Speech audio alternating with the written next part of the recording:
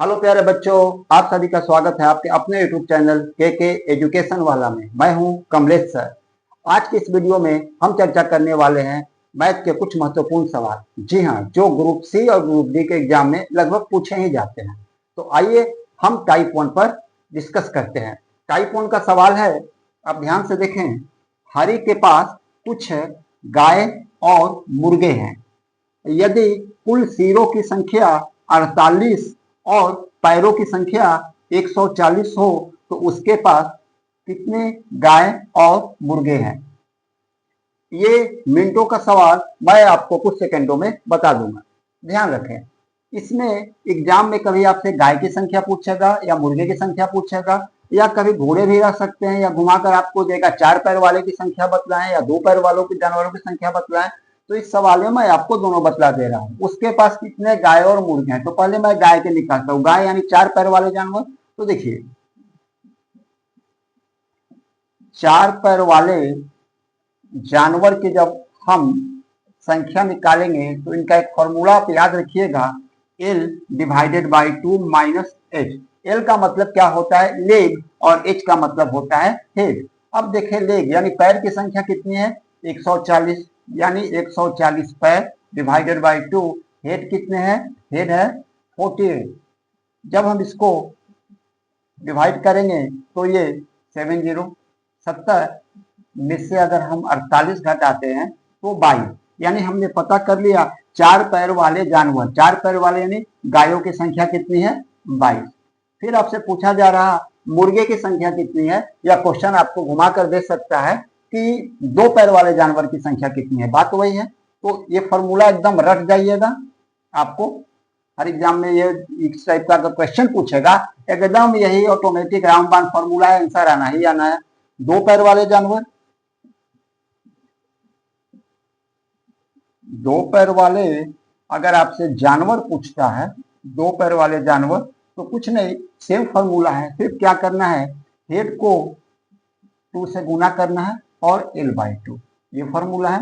क्या करेंगे, 2, हेड की संख्या कितनी है, सिरों की संख्या है 48, पैरों की संख्या क्या है 140 डिवाइडेड 2, हम करेंगे तो ये होगा 96 माइनस ये करेंगे तो कटिंग हो जाने के बाद 70, यानी इनकी संख्या हो गई 26।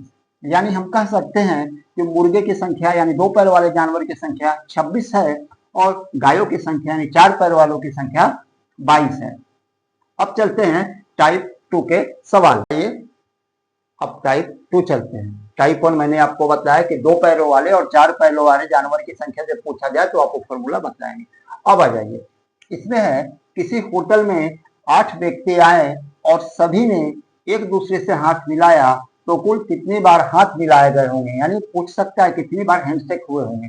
तो जब हाथ मिलाने पर क्वेश्चन आए कि कितनी बार हाथ मिलाए गए होंगे, तो इसका एक फॉर्मूला होता है, मैं आपको बता दे रहा हूँ, आप रट जाओगे इसे। ठीक है, कितनी बार हाथ मिलाए गए होंगे, तो हाथ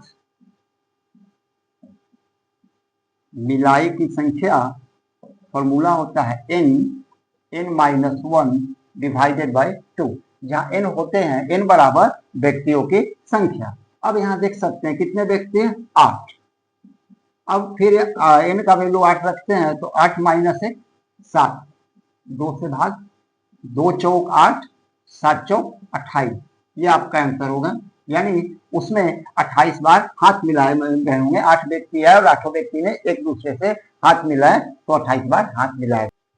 अब क्वेश्चन इसके दूसरे पार्ट में देखते हैं, पार्ट टाइप 2 का क्वेश्चन नंबर दूसरा। अगर आपके क्वेश्चन सीधे पलट देगा, हैंडशेक की संख्या दे देगा और हेडशेक की संख्या से पूछेगा कि समारोह में कितने व्यक्ति थे। ठीक है, तो फॉर्मूला भी सेम उसका वही होगा, कुल हाथ मिलाई की संख्या n माइनस 1 बाई 2। और यहाँ आपको क्वेश्चन दिया कि किसी पार्टी के में प्रत्येक अतिथि सभी अतिथियों से सिर्फ एक बार हाथ मिलाता है। यदि कुल हैंडशेक 66 बार हुए हो तो समारोह में कितने अतिथि थे। पहला वाला में क्या था, अतिथि यानी व्यक्ति की संख्या दिया था और कितना बार हाथ मिलाए वो पूछा गया था। इस क्वेश्चन में क्या है कि हैंडशेक की संख्या दिया और उसकी सहायता से कितने व्यक्ति जो थे उनके बारे में पता करना है। तो ये फॉर्मूला होगा हाथ मिलाई की संख्या n माइनस 1 बाई 2, और हाथ मिलाई की संख्या कितना दिया है 66। N n minus one two, cross multiplication करेंगे तो क्या हो, n square minus n 132, n square minus n minus 132 equal to 0। अब हम इसको फैक्टर लगाते हैं तो क्या होगा, फैक्टर लगाएंगे एन स्क्वायर ये 12n plus 11n minus 132 equal to 0, क्योंकि 12 का टेबल 11 बार पढ़ेंगे तो आपका 132 आएगा और इससे हम घटाएंगे तो n आ जाएगा। अब इससे हम कॉमन क्या लेते हैं, n माइनस 12, इसमें से कॉमन जाएगा 11n माइनस 12 इक्वल टू 0, यानी n प्लस 11 और n minus 12 equal to 0। n के दो वैल्यू आएंगे, n का वैल्यू आएगा एक माइनस 11 और एक 12। तो हम माइनस 11 नहीं लेंगे क्योंकि व्यक्ति की जो संख्या है वो कभी नेगेटिव ऋणात्मक नहीं हो सकती। n बराबर 12, यानी हम कह सकते हैं कि उस समारोह में कितने अतिथि थे, तो 12 अतिथि आए थे। अब आइए लास्ट टाइप तीसरा, कहीं जाइए नहीं, वीडियो के अंत तक बने रहें, आपको और कॉन्सेप्ट देने वाले हैं। आइए फिर टाइप 3 बता रहे हैं। ये प्रॉब्लम है कि किसी पार्टी में 15 व्यक्ति शामिल हुए और सभी ने मिलकर एक दूसरे को गिफ्ट दिए, यानी उपहार दिए, तो कुल उपहारों यानी गिफ्ट की संख्या बताएं। जब गिफ्ट पर आधारित सवाल हो, उपहार पर आधारित सवाल हो कि किसी पार्टी में या किसी शादी समारोह में सभी ने एक दूसरे को उपहार दिए, तो इस टाइप के सवाल को कैसे बनाएंगे। तो देखिए, इसमें जब उपहारों की संख्या आपसे पूछ रहा तो इसका एक फॉर्मूला होता है शॉर्टकट, उपहारों की संख्या equal to n bracket n minus 1, जहां n आपका क्या डिनोट करेगा, नंबर ऑफ पर्सन, व्यक्तियों की संख्या।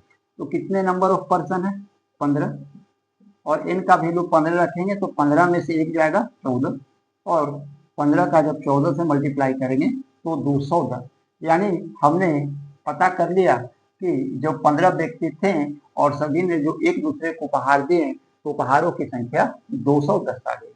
अब यही प्रश्न को हम पलट देते हैं कि किसी पार्टी में सभी व्यक्ति एक दूसरे को उपहार देते हैं और इस प्रकार उपहारों की संख्या 210 है। वहां देखिए, पहले व्यक्ति की संख्या थी और इनकी सहायता से उपहारों की संख्या निकालना था, और इस बार उपहारों की संख्या दे दी गई है और उससे व्यक्तियों की संख्या निकालना है। तो कंफ्यूज नहीं होना है, फॉर्मूला वही चलेगा, उपहारों की संख्या बराबर n माइनस 1, आपको वही बैठाया जाएगा। उपहारों की संख्या इक्वल टू n माइनस 1। अब आप देख सकते हैं उपहारों की संख्या कितना दिया गया है, 210, n स्क्वायर माइनस 1 इंप्लाइज करेंगे, n स्क्वायर माइनस 1 माइनस 210, इसका फैक्टर निकालेंगे तो n square minus 15n plus 14n minus 210 equal to 0। यहाँ इक्वल टू 0 कर देंगे, छूट गया था। अब यहाँ से फिर हम कॉमन लेते हैं n माइनस 15, इसमें से हमने 14 कॉमन ले लिया तो n माइनस 15 इक्वल टू 0, यानी होगा n minus 15 n plus 14 equal to 0। n के दो वैल्यू आएंगे, 15 और माइनस 14, और उपहारों की संख्या कभी ऋणात्मक या नेगेटिव में नहीं हो सकती, तो कह सकते हैं n यानी व्यक्तियों की संख्या 15। आपने देखा कि 210 उपहार हैं तो मैंने व्यक्तियों की संख्या 15 निकाला।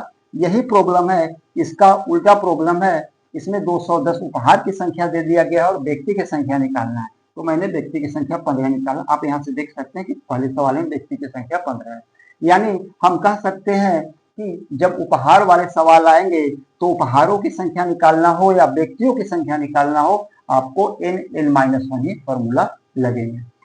ये बहुत ही जो मैंने आपको 3 टाइप के इंपोर्टेंट सवाल बताए, ये बहुत ही इंपोर्टेंट सवाल हैं जो एग्जाम ग्रुप सी और ग्रुप डी में लगभग पूछे ही जाते हैं। आपको ये वीडियो अच्छा लगा हो तो लाइक कर दे और चैनल को सब्सक्राइब कर दे। Thank you, best of luck.